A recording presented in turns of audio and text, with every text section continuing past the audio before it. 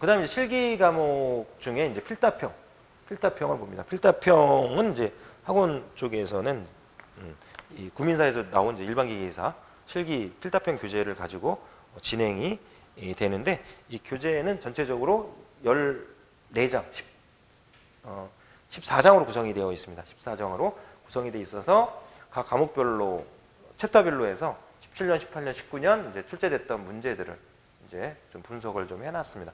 이렇게 실기 시험은 공개가 안 돼요. 필기 문제는 공개가 됩니다. 근데 실기 시험은, 기사 시험은 어떤 기사 자격증이 됐든 간에 필기 문제는 공개가 되는데 실기 문제는 공개가 되지 않습니다. 그래서 이 내용은 이제 시험을 응시하는 응시생들하고 이제 제가 이제 좀 소통을 함으로써 얻어지는 그런 내용들이라고 보셔야 되는데요. 일장 이제 나사 편에서 보면은 거의 뭐 17년에는 나사 잭이 3번 다 나왔다는 거죠. 1회, 2회, 4회에서 3번 다 나왔고, 18년에는 잭에서 1문제, 볼트에서 1문제, 삼각 나사 쪽에서 1문제 정도, 이렇게 19년에는 나사 잭에서 2번, 볼트에서 1번 정도 이렇게 출제가 좀 되고 있어요. 그러니까 필수죠. 필수예요. 그다음에 2장이 이제 키핀 쿼터인데 주로 이제 키 쪽에서 출제가 됩니다. 키 쪽에 출제가 되는데 17년에는 무침키에서 2번, 스플라인에서 1번, 쿼터에서 1번 이렇게. 그러니까 스플라인이나 쿼터 이런 것들 이제 같이 나올 때도 있고, 무침키하고 스플라인이나 무침키하고 쿼터랑 같이 나오는 경우도 있고, 그렇게 보시면 됩니다. 18년에 무침키에서만 3번, 19년도에서도 무침키에서만 3번이 출제가 좀 됐습니다.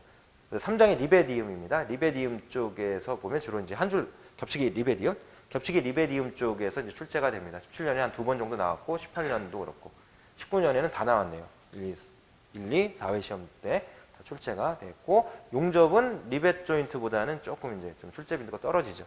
용접 쪽에서도 맞대기 이음보다는 이제 필렛 용접이요. 필렛 용접 이음에서 좀 출제가 되고 있습니다. 이렇게. 5장이 이제 축 부분인데, 축에서 설계하는 문제, 축을 설계한다는 얘기는 축의 크기를 결정한다는 얘기인데, 축의 크기는 지름으로 결정합니다. 지름을 결정하기 때문에 그런 내용이 2번. 축의 유염속도 구하는 게 1번 정도 출제가 됐고, 17년도에는. 18년도에는 축의 축 설계하는 부분에서만 3문제. 19년 같은 경우에는 이렇게 축 설계하는 부분과 축의 유염속도 구하는 문제 각각 이렇게 한 번씩 좀 출제가 좀 되고 있고, 매번 출제가 되지는 않는다는 거죠. 3번 시험이 있으면 3번 다 나오거나 아니면 2번 정도 나온다 이런 얘기고, 용접 같은 경우에는 3번 시험이 있으면 적어도 한두 번은 나오는데 안 나올 때도 있다. 리베디움은 꼭 나온다는 얘기죠. 리베디움은 키도 꼭 나온다는 얘기죠. 2장의 키도 꼭 나온다는 얘기고, 스플라인이나 쿼터 같은 경우 나올 수도 있고 안 나올 수도 있고 이런 얘기고, 딱 얘기 흐름을 보면 각 챕터에서 뭘 공부해야지 되는지 딱 나오게끔 되어 있어요. 요거에 포커스를 맞춰서 여러분들한테 이론 정리해드리고, 문제 풀이해드리고, 기출문제 정리해드리고, 이렇게. 또 이제 문제 복원해서 파이널 쪽에서는 이제 여러분들하고 또 문제풀이 진행하고, 이런 식으로 학원 수업은 이제 진행이 되고, 또 동영상도 이제 그렇게 해서 제작이 좀 되어 있습니다. 이렇게. 그래서 이제 6장이 베어링, 구름 베어링하고 미끄럼 베어링으로 나누어지는데, 17년도에는 이제 구름 베어링 한 번 나오고, 미끄럼 베어링 한 번 나오고, 이렇게. 18년도는 구름 베어링 3번씩이나, 전월 베어링 한 번. 같이 나올 때도 있다는 얘기죠. 구름 베어링이나 미끄럼 베어링이 같이 나올 때도 있다 이런 얘기고. 올해 같은 경우에는 전월 베어링 한 번, 구름 베어링 한 번 정도씩 출제가 좀 됐습니다. 다음 7장이 축이음인데, 축이음 같은 경우에는 예년에 비하면 안 나오는 경우가 좀 많았는데 평균 한 번은 나온다. 축이음 부분에서 원축 클러치, 답판 클러치, 그리고 19년도에는 답판 클러치와 원축 클러치들이 출제가 좀 됐었고, 19년도에 보면은 이 축이음이 좀 매번 나왔다는 얘기인데, 예년에 비해서 좀 출제 빈도가 좀 높아졌다. 축이음 부분이 이렇게 볼 수 있고, 마찰차도 평균 이제 한두 문제 정도는 출제가 되는데요. 혼마찰차, 원통 마찰차, 원추 마찰차 등이 있고요. 올해 같은 경우는 혼마찰차 한 번, 무단 변속 마찰차. 무단 변속 마찰차가 안 나오다가 오래간만에 나왔어요. 19년도에. 평판형 무단 변속 마찰차하고 에반스형, 원추형 모양으로 생긴 게 있는데, 원추형 무단 변속 마찰차가 좀 출제가 좀 됐었고, 10장이 기어입니다. 기어는 이제 17년도에는 워움 기어, 스퍼 기어, 전위 기어. 그래서 17년도에 전위 기어가 2번이나 나와서 처음. 전위 기어 내용이 좀 복잡하거든요. 그래서 이제 그 전에는 출제가 되지 않다가 16전론과 부터가 이제 전위기어가 이제 나오기 좀 시작을 했을 거예요. 그래서 17년, 18년도에 나왔고 19년도에는 안 나왔고 이렇게 해서 근데 기본적으로 이제 정리해야 될 기어가 네 가지가 있어요. 스퍼 기어, 헬리컬 기어, 그리고 지금 베벨 기어가 거의 요즘 안 나오고 있거든요. 그 다음에 워홈 기어. 이렇게. 그래서 최근에 보자면 이런 이제 스퍼 기어라든가 헬리컬 기어, 워홈 기어 이런 쪽에서 출제가 좀 되고 있고 전위 기어가 새롭게 좀 출제가 되는 게 이제 16년, 17년, 18년 정도가 좀 있었다. 이렇게 볼 수가 있고요. 11장에 이제 벨트 체인 이 출제가 좀 됩니다. 그래서 뭐 17년도에는 체인이 한 2번 정도 나왔고 벨트가 한 3번 정도 출제가 됐고 18년도에는 벨트 2번, 체인 1번, 로프가 1번 나왔네요. 오래간만에. 로프가 나올 때도 있고 안 나올 때도 있는데 안 나오는 경우가 더 많습니다. 로프 전동이. 뭐 경우에 따라 패스해도 상관없고 이렇게. 19년도에는 체인 1번, 이제 벨트 2번 정도 출제가 됐습니다. 벨트에는 이제 팽벨트가 있고 V벨트가 있죠. 팽벨트 1번, V벨트 1번 정도가 이제 출제가 됐을 거고요.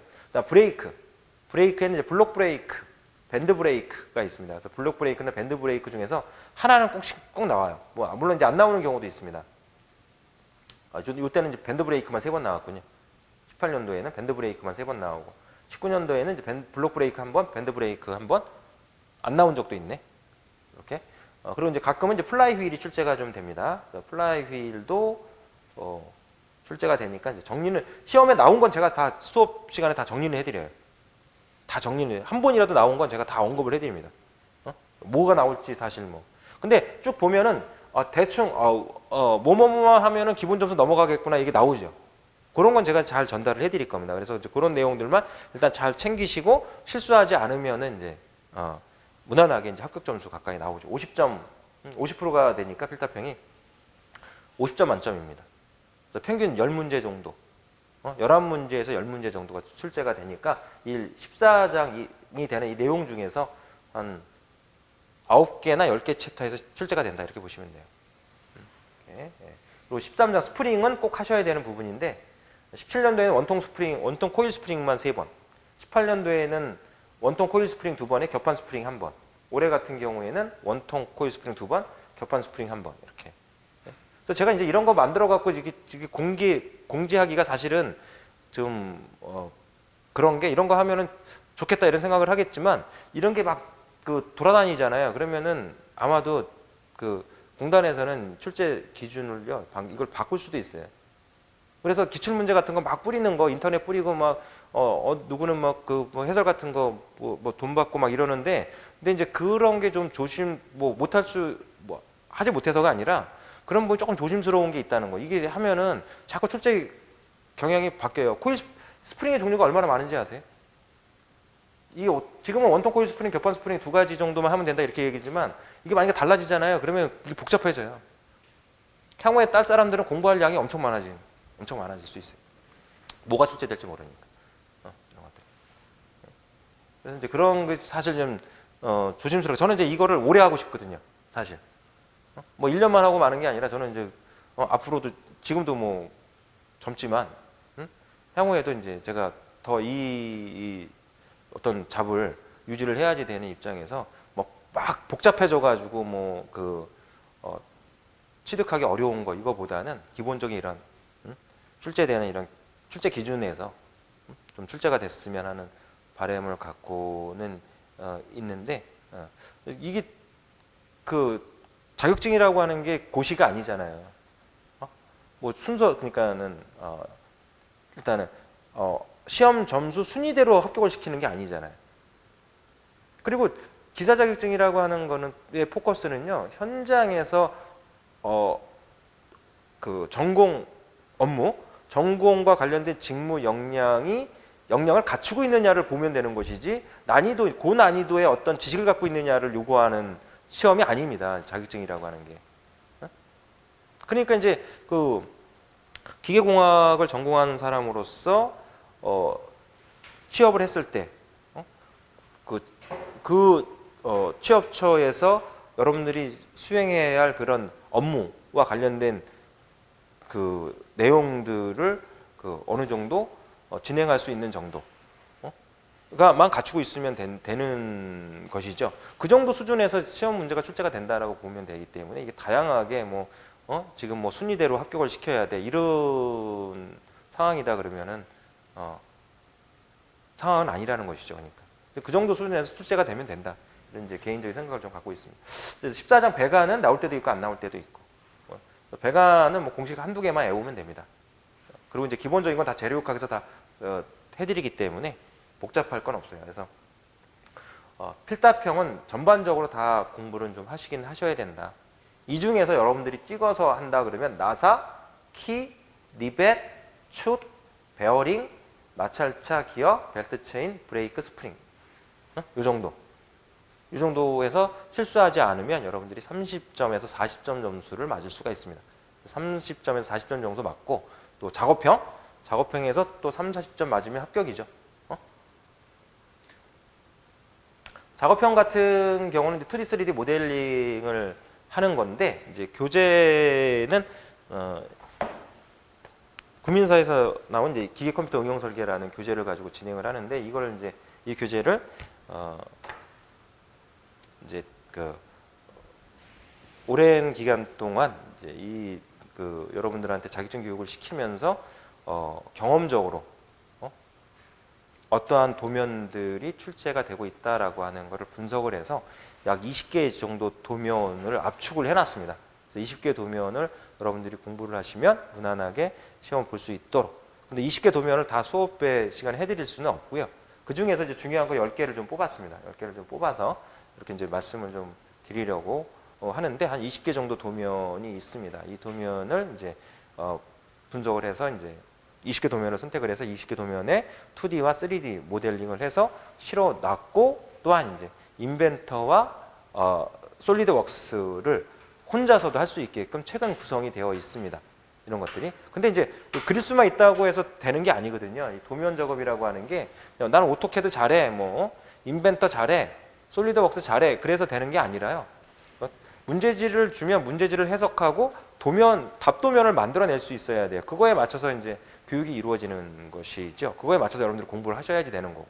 이렇게. 그래서 도면이 10가지 정도 도면, 동력 전달 장치라는 도면, V벨트 전동 장치, 기어박스, 그리고 편심 구동 장치, 드릴 지그, 클램프, 바이스, 제네바 기어, 레크와 피니언 이런 이제 도면과 관련된 내용을 여러분들이 공부를 좀 하셔야 될 필요성이 좀 있습니다. 이 중에서도 보면 출제가 1년에 시험이 3번 있는데 그 중에서 동력 전달 장치는 반드시 나옵니다. 동력 전달 장치는 필수로 하셔야 돼요. 필수로 하셔야 되고 뭐 또 드릴 지그라든가 클램프 이런 것들. 드릴 지그도 이제 여러 가지가 있어요. 1, 2, 3, 뭐 클램프, 바이스, 뭐 1, 2, 3 여러 가지가 있거든요. 이제 그런 것들 중에서 이제 뭐가 나올지 사실은 이제 모르는 거긴 합니다. 그래도 기본적인 것들만 여러분들이 공부를 해주시면은 이제 조금 다른 게 나와도 해결할 수 있도록 이제 교육이 이루어지는 것이죠. 이렇게 그래서 한꺼번에 이제 여러 가지를 공부를 하셔야지 됩니다. 오토캐드 전혀 모른다, 뭐 3D 프로그램은 내가 다뤄보지도 못했다 이렇게 하더라도 필요한 것만 딱 뽑아서 여러분들한테 단기간에 할 수 있도록 교육을 시켜드리고 좀 할 줄 아는 사람은 금방 숙달할 수 있게끔 그렇게 이제 교육이 이루어지는 거로 보시면 됩니다. 그래서 여러분들이 이제 그때에 따라서는 다르지만 이 동력 전달 장치라든가 드릴 지그, 클램프, 바이스 또는 기어박스 이런 것들을 수업 시간에 여러분들한테 이제 ASZ까지 다 전달을 하는 것이죠. 따로따로 오토캐드 따로 가르치고 뭐 3D 프로그램 따로 가르치고 뭐 도면에도 따로 가르치고 이런 게 아니라 시험 출제 예상 문제를 띄워놓고 거기서 이제 한 단계 한 단계 다 뽑아서 여러분들이 이제 따라오게끔 해서 교육이 이루어지기 때문에 여러분들이 복습만 철저히 해주시고 처음에는 굉장히 힘들 겁니다. 도면 하나 작업 끝날 때까지는 많이 힘들 거예요. 여러 가지를 해야지 되니까. 근데 도면 하나만 끝나면 그 다음부터는 반복되는 내용이 반 이상이 됩니다. 수월해진다는 것이죠. 이렇게 그래서 여러분들이 이제 2, 3주 정도만 고생을 하시면 그 다음부터는 반복이 되는 게 50, 60%다. 그러다 보면 어느 순간에 여러분들이 이제 혼자 독학을 할 수 있는 수준까지 되고 그 다음에 여러분들한테는 이제 또 도면 검도라든가 이런 것들 또는 이제 여러분들한테 1:1 교육도 시켜드리기 때문에 무난하게 여러분들이 하고자 하는 의욕만 있으면은 지원은 뭐 100% 가까이 해드립니다. 이렇게 뭐 강사들도 뭐 저희 퇴근도 안 하고 뭐 쉬는 날 나와서 여러분들한테 나와서 하라고 하고 이렇게 이제 하기 때문에 여러분들이 하고자 하면은 충분히 이제 그 단기간에 가능하다 이렇게 생각을 하시고 볼 필요가 있을 것 같고요. 그래서 19년도에 보면은 이렇게 이제 동력 전달 장치라고 하는 것이 출제가 됐고, V벨트 전동 장치, 편심 구동 장치 이런 것들, 드릴 지그, 클램프, 바이스 뭐 이런 것들이 출제가 됐었습니다. 그래서 이런 도면들을 오프라인 쪽에서는 여러분들한테 이제 3-4개 정도 도면을 이제 반복하게끔 하고 나머지는 교재를 통해서 독학하게끔 여러분들한테 교육이 이루어질 겁니다. 아무것도 몰라도 하실 수 있도록 진행이 되니까요. 걱정하지 마시고